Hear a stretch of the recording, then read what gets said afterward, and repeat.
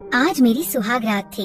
मोहित मुझे चूमता हुआ मेरे लहंगे के नीचे हाथ डालने लगा। मेरी सांसें तेज हो गईं, पर आंखों में आंसू थे। मैंने कहा, मैं किसी और से प्यार करती हूँ। ये सुनते ही मोहित की आंखों में गुस्सा भड़क उठा। उसने मुझे कसकर पकड़ लिया और बोला, इतना बड़ा धोखा। मेरा पति मोहित मेरे करीब आता और अपनी नफरत जताता, पर मेरे जज्बात बेकाबू होने लगे।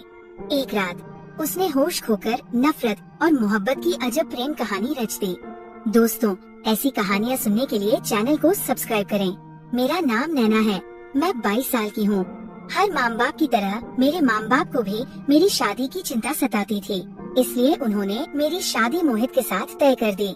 मैंने माँ से कहा, माँ, मैं शादी नहीं करना चाहती। मेरी जिंदगी पिछले 2 सालों से गम के सागर में डूबी हुई थी। जब भी मौका मिलता मैं फूट फूट कर रोने लगती थी।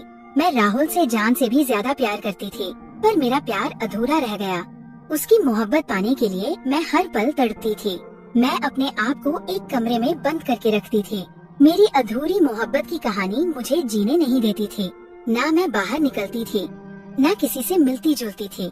मेरे घर वालों ने बहुत कोशिश की मुझे इस गम से बाहर निकालने की, पर मेरा दिल मानता ही नहीं था। आखिरकार मेरे मम्मी पापा ने मेरी शादी तय कर दी। वे चाहते थे कि मैं इस गम के समंदर से बाहर निकलकर जिंदगी नए सिरे से शुरू करूं। एक दिन मैं उदास बैठी थी कि मोहित का कॉल आया। उसने कहा, नैना, मैं तुमसे मिलना चाहता हूँ, अकेले में। शादी से पहले एक दूसरे को जान लेना सही है। मैंने ये बात माँ से कही तो उन्होंने इजाजत दे दी। वैसे तो हमारे यहाँ शादी से पहले ज्यादा मेलजोल नहीं होता, पर मेरी हालत देखकर मम्मी पापा ने इजाजत दे दी। मेरे सारे दोस्त पीछे छूट गए थे और घर वाले समझ चुके थे कि ऐसे मैं मर जाऊंगी या पागल खाने में भर्ती हो जाऊंगी। मैंने सोचा एक बार मोहित से मिल लेती हूँ, क्योंकि 1 महीने बाद शादी की तारीख तय हो चुकी थी। मैं जानती थी कि ये बिना प्यार की शादी है, क्योंकि मेरा प्यार तो राहुल के लिए था, जिसे भूल पाना मेरे बस की बात नहीं थी। मैं सलवार कमीज पहनकर मोहित से मिलने गई। मोहित ने कहा, तुम जींस टॉप नहीं पहनती? मुझे लगता है उसमें तुम और खूबसूरत लगोगी। शायद मोहित मॉडल विचारों वाला लड़का था। मैंने कहा, कॉलेज में जींस टॉप पहनती थी, लेकिन आप मेरे होने वाले पति हैं, इसलिए माँ ने सलवार कमीज पहनने को कहा। उसने कहा, तुम जो चाहो पहन सकती हो, बस तुम्हारा जिस्म ढका होना चाहिए। जीन्स टॉप में कोई दिक्कत नहीं, कहकर उसने हल्के से मेरा हाथ पकड़ लिया। जैसे ही मोहित ने मेरा हाथ छुआ, मेरे अंदर एक सनसनी सी दौड़ गई। उसने कहा, चलो पार्क में टहलते हैं। शायद 2 साल बाद किसी ने मेरा हाथ पकड़ा था। मर्द का स्पर्श क्या होता है मैं भूल चुकी थी। मुझे राहुल की याद आने लगी, जिसके साथ मैं यूं ही हाथ पकड़कर घुमा करती थी। राहुल मेरी जिंदगी था। कॉलेज के 3 साल हमने मोहब्बत में बिताए थे। वो अक्सर मेरा हाथ पकड़ता, कभी कभी किस करता, और मैं उसके साथ डूब जाती थी। पर आज मेरा हाथ पकड़ने वाला राहुल नहीं, मोहित था। मेरी चिंता यही थी कि मैं उसे कैसे दिल दे पाऊंगी। मोहित धीरे धीरे मेरा हाथ दबा रहा था, अपनी उंगलियों से गुदगुदी कर रहा था। मेरे अंदर एक अजीब सा एहसास जागने लगा। मैं उसकी आंखों में देखने लगी और वह मुझे देखकर मुस्कुरा रहा था। शादी से पहले वह मुझसे 2-3 बार मिला, कभी रेस्टोरेंट में तो कभी पार्क में। वो कहता, मुझे घूमने फिरने का बहुत शौक है, शादी के बाद मैं तुम्हें बहुत घुमाऊंगा। नैना, तुम बहुत खूबसूरत हो, मेरी तो किस्मत बदल जाएगी। वो हमेशा अच्छी अच्छी बातें करता। उसने ये भी कहा, शादी के बाद अगर तुम कुछ करना चाहती हो तो कर सकती हो। मैंने कहा, मोहित, मेरे भी कई सपने थे, पर मैं कुछ पूरा नहीं कर पाई। उसने कहा, मैं तुम्हारा साथ दूंगा अपने सपनों को पूरा करने में, बस एक बार तुम मेरी हो जाओ। इसी तरह बातों बातों में दिन बीत गए और मैं शादी करके मोहित के घर आ गई। आज मेरी सुहाग रात थी और मेरा दिल तेजी से धड़कने लगा। अब तक मैं मोहित से दोस्त की तरह मिलती थी, उसे दोस्त ही मानती थी। प्यार एक ऐसी चीज है जो बार बार नहीं होता। अगर किसी से प्यार हो जाए तो उसे भूलना मुश्किल है। मैं राहुल की बनना चाहती थी, पर आज मोहित की हो चुकी थी। मुझे समझ नहीं आ रहा था कि जब तक वो मेरा मन नहीं जीत लेता, मैं अपना तन उसे कैसे सौंप दूं। रात हो चुकी थी। मोहित मेरे कमरे में आया, दरवाजा बंद किया और मुस्कुराता हुआ मेरे पास आ गया। उसने मेरा हाथ पकड़ा और कहा, वो घर आ गई जिसका मुझे बेसब्री से इंतजार था। कहकर वो मेरे बिल्कुल करीब आ गया। उसके चेहरे पर मेरे लिए प्यार नजर आ रहा था। उसकी सांसें मेरी गर्दन पर महसूस होने लगी। उसने मेरा घूंघट उठाकर नीचे फेंक दिया। उसकी नजर मेरे सीने पर पड़ी। हल्के हाथों से वह मुझे गुदगुदी करने लगा। मेरी सांसें भी उखड़ने लगी। उसने अपने होंठ मेरे होठों के करीब लाकर हल्का सा किस किया, फिर मेरे गालों को चूमने लगा। धीरे धीरे वह मेरी गर्दन और सीने को चूमने लगा। जैसे ही उसने अपना हाथ मेरे लहंगे के नीचे सरकाया, मेरी जान निकल गई। मैंने आंखें बंद कर ली। मुझे राहुल की याद आने लगी। कैसे उसने मुझे सुहागरात के सपने दिखाए थे।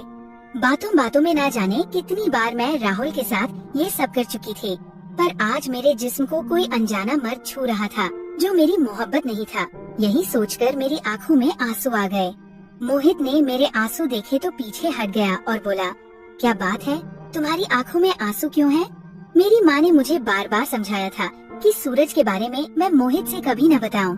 मर्द होने के नाते वो कभी बर्दाश्त नहीं कर पाएगा कि तुम किसी और से प्यार करती थी।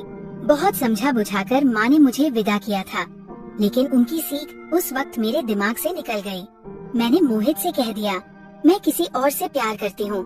ये सुनते ही मोहित के चेहरे का भाव पूरी तरह बदल गया। जिस चेहरे पर अभी तक मोहब्बत झलक रही थी, उसमें अब नफरत साफ नजर आने लगी।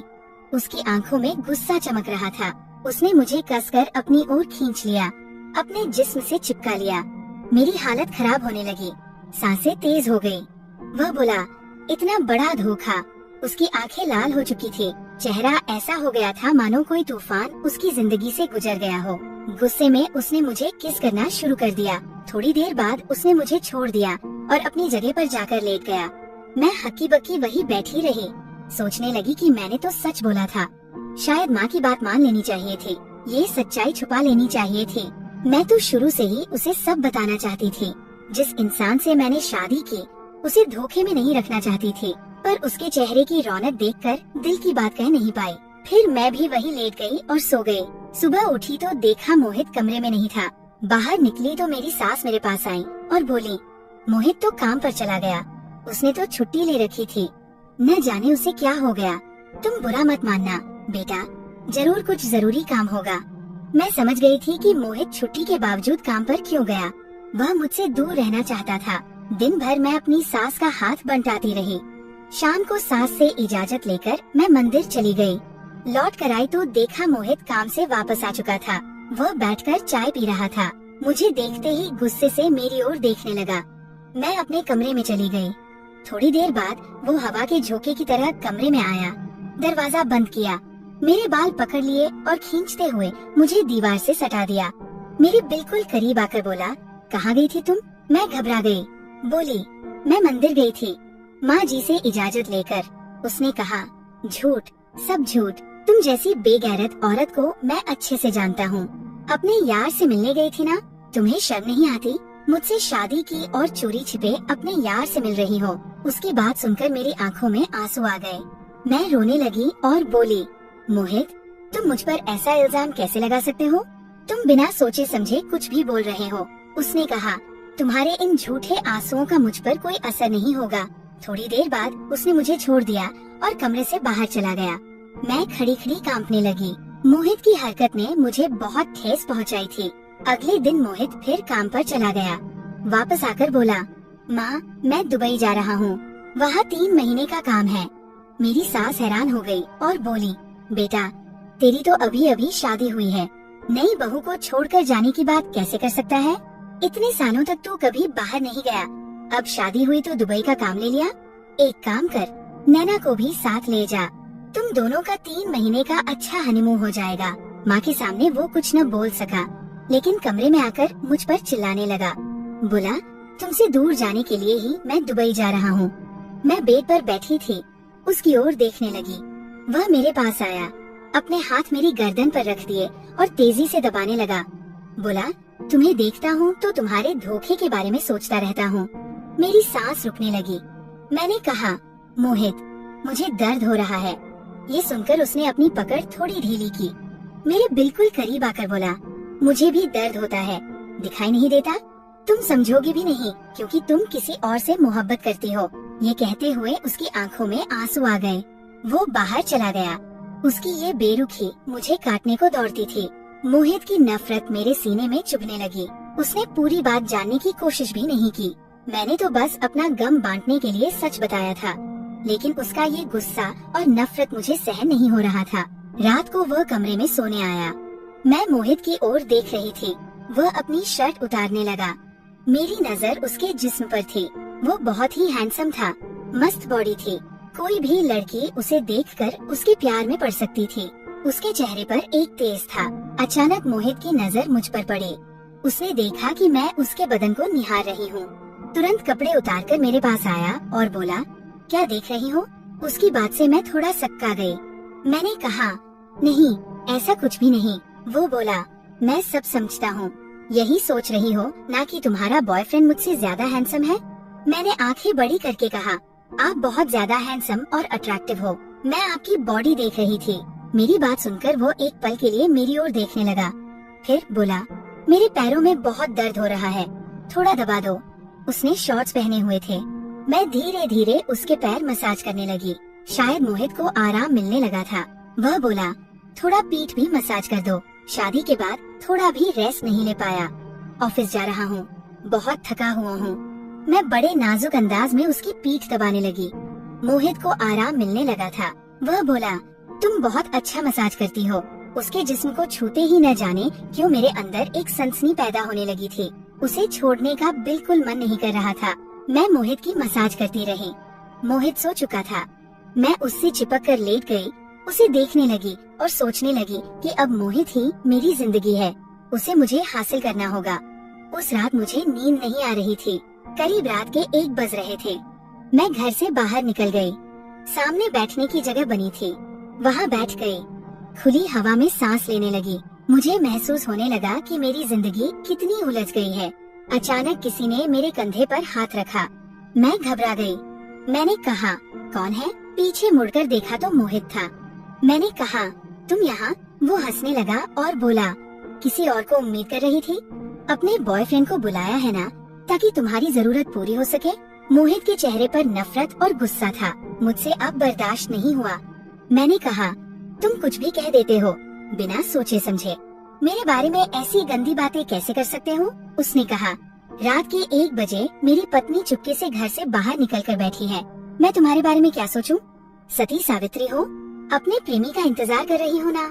मैं खड़ी हो गई और बोली, राहुल मर चुका है, भगवान के पास है, कभी वापस नहीं आएगा। 2 साल पहले उसकी मौत हो चुकी है। उसकी मौत की जिम्मेदार मैं खुद को मानती थी, इसलिए सदमे से बाहर नहीं निकल पाई। रोज घुट घुट कर मरती थी। ये कहते कहते मेरी आंखों में आंसू आ गए। फिर मैं अंदर आकर कमरे में लेट गई। थोड़ी देर बाद मोहित भी मेरे पास आकर लेट गया। हमारे बीच कोई बातचीत नहीं हुई। मैं सिसक सिसक कर रो रही थी और राहुल की याद में खो गई। कॉलेज खत्म होने के बाद राहुल ने जॉब ले ली थी। उसने मुझसे वादा किया था, 1 साल में तुमसे शादी कर लूंगा, थोड़ा सेटल हो जाऊं। लेकिन 6 महीने बाद उसने बताया कि उसे दुबई में जॉब ऑफर मिला है, सैलरी यहाँ से ज्यादा है। वह 1 साल के लिए दुबई जाना चाहता था। मैं रोने लगी, उससे लिपट गई और बोली, मुझे छोड़कर मत जाओ, मैं कम पैसे में भी गुजारा कर लूंगी। तुम्हारे बिना मैं जी नहीं सकती, तुमसे बेइंतहा मोहब्बत करती हूँ। वह मुस्कुराया और बोला, पगली, तुम्हारे लिए ही जा रहा हूँ। जिस इंसान से मैं हद से ज्यादा मोहब्बत करता हूँ, उसे राजरानी बनाकर रखूंगा। इसके लिए ज्यादा पैसा कमाना होगा, बस 1 साल इंतजार कर लो। वह मुझे छोड़कर चला गया। हमारी वीडियो कॉल पर बात होती थी। मैं उसके लिए तड़पती रहती थी। 6 महीने बाद राहुल मुझसे मिलने इंडिया आने वाला था, क्योंकि मैं बहुत रोने लगी थी। मैंने कहा, राहुल, मैं एक पल भी तुम्हारे बिना नहीं जी सकती, एक बार आकर मिल जाओ। उसने कहा, ठीक है, 15 दिनों के लिए आता हूँ। पर राहुल नहीं आया। उसकी मौत की खबर आई। एयरपोर्ट के रास्ते में उसका एक्सीडेंट हो गया था। उसी दिन उसकी मौत हो गई। तब से मैं खुद को उसकी मौत का जिम्मेदार मानने लगी। अगर मैं उसे इंडिया न बुलाती, शायद वो जिंदा होता। आज मैं बेड पर लेटे लेटे रो रही थी। अचानक मोहित ने मेरे कंधे पर हाथ रखा और बोला, देखो, सो जाओ, इतना मत रो, इससे तुम्हारी तबीयत खराब हो जाएगी। जल्दी हमें दुबई जाना है। मैं उसकी आंखों में देखने लगी।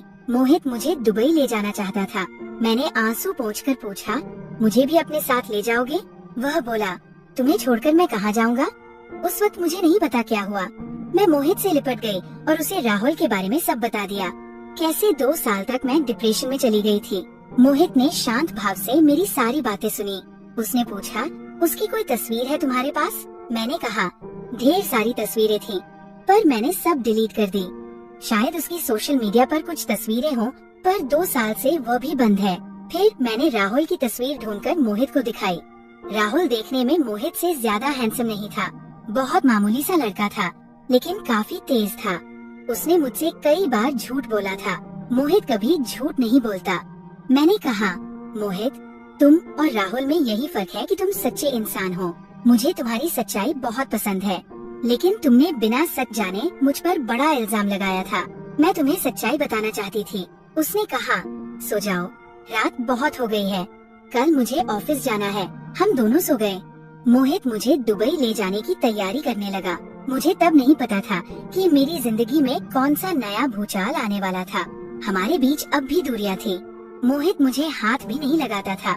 मुझे डर था कि कहीं हमारा रिश्ता टूट न जाए। लेकिन जब वो ऑफिस से घर आता, मुझे अपने ऑफिस की बातें बताता, मैं भी उसे अपनी जिंदगी की बातें शेयर करने लगी थी। वह दिन आ गया जब हम दुबई जाने वाले थे।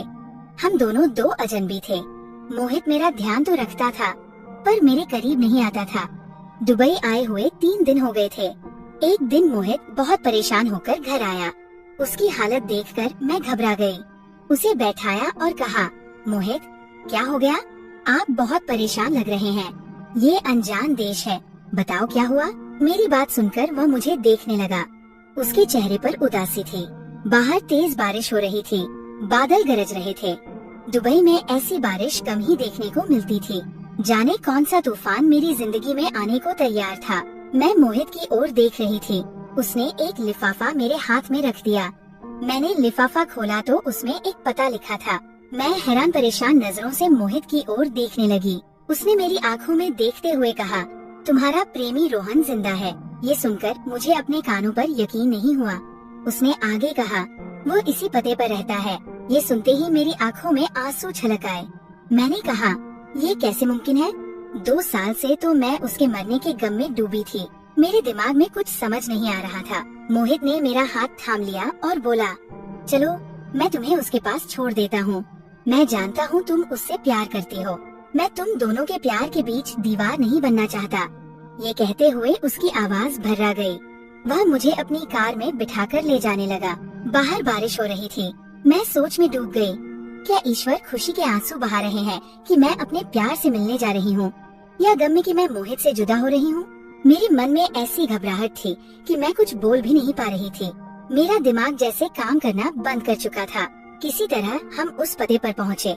मोहित ने मेरी ओर देखा और कहा, यही घर है। मैं उसकी तरफ देखने लगी। मेरी आंखें नम थी। कार से उतर तो आई, लेकिन मेरे सीने में न जाने क्यों इतना दर्द हो रहा था। मैंने दरवाजा खटखटाया और वही खड़ी रही। जब सामने वाले ने दरवाजा खोला तो मेरे पैरों तले जमीन खिसक गई। वह कोई और नहीं बल्कि रोहन था। मोहित ने अपने सीने पर पत्थर रखकर मुझे वहाँ छोड़ दिया। मुझे देखते ही रोहन को जैसे जोर का झटका लगा। वह बोला, नैना, तुम यहाँ? मुझे माफ कर देना। मैंने तुम्हें बहुत मिस किया, लेकिन मैं पैसे के लालच में फंस गया था। मैं अपने काम के चक्कर में तुम्हारे पास नहीं आ सका। अब जब तुम मेरे सामने हो, मैं तुम्हें कभी जुदा नहीं होने दूंगा। मैं तुमसे बहुत प्यार करता हूँ। मेरा प्यार मेरे सामने खड़ा था, लेकिन मेरे दिल में अब उसके लिए कोई एहसास नहीं बचा था। वो शख्स जिसके लिए मैं 2 साल तक तड़पी, उसने मुझे अंधेरे में धकेल दिया था। अगर उसने मुझसे ब्रेकअप भी कर लिया होता, शायद इतना दुख न होता। रोहन ने अचानक मुझे छूने की कोशिश की तो मैंने उसे पीछे धकेल दिया। मैंने कहा, रोहन, तुमने मेरे साथ इतना बड़ा धोखा किया। तुम्हें मुझे छूने का कोई हक नहीं। 2 साल से मैं तुम्हारे लिए तड़प रही थी और तुमने अपनी मौत की झूठी खबर फैला दी। मेरी आंखों से आंसू टपकने लगे। रोहन ने मेरा हाथ पकड़ने की कोशिश की तो मुझे इतना गुस्सा आया कि मैंने उसे जोरदार तमाचा जड़ दिया। मैंने कहा, तुम्हारी हिम्मत कैसे हुई मुझे छूने की? मैं तुम्हारी नहीं हूँ। मैं तो मोहित से प्यार करती हूँ, भले ही उसका प्यार मेरे नसीब में न हो। ये कहकर मैं जाने लगी। तभी रोहन ने मेरा हाथ पकड़कर मुझे घर के अंदर खींचने की कोशिश की। मैं चीखने लगी। तभी वहाँ मोहित पहुँच गया। उसने रोहन को एक घूंसा मारा और कहा, मेरी पत्नी की मर्जी के खिलाफ तुमने उसे हाथ कैसे लगाया? मोहित को देखते ही मैं उसके पीछे जाकर खड़ी हो गई। मैंने कहा, मोहित, मुझे यहाँ से ले चलो। मैं इस इंसान से अब बिल्कुल प्यार नहीं करती, बल्कि नफरत करती हूँ। तुम्हें मेरी सारी तकलीफें पता है, और देखो ये बेशर्म इंसान जिंदा है। मोहित ने बड़े प्यार से मेरा हाथ थामा। हम दोनों बारिश में भीग चुके थे। कार के पास आकर उसने मुझे अपनी बाहों में ले लिया और बोला, अगर तुम मुझसे प्यार करती थी तो इजहार क्यों नहीं किया? मैंने कहा, मैं तो तुमसे बहुत पहले से प्यार करने लगी थी, लेकिन मुझे समझ नहीं आ रहा था कि ये दूरियां कैसे मिटाऊं। तुम वही इंसान हो जिसने मुझे जीने की नई उम्मीद दी, मेरी उदास जिंदगी को प्यार की खुशबू से महकाया। अब मुझे अपने से दूर मत करना। उसने कहा, कभी नहीं। अब तुम्हें एक पल के लिए भी जुदा नहीं होने दूंगा। हम दोनों साथ वापस चल पड़े। रोहन वहीं खड़ा खड़ा हमें देखता रह गया। कई लोगों को सच्चा प्यार नहीं मिलता, और कुछ लोग प्यार पाकर भी उसे गवा देते हैं। दोस्तों, कहानी कैसी लगी? अगर अच्छी लगी हो तो चैनल को सब्सक्राइब करें।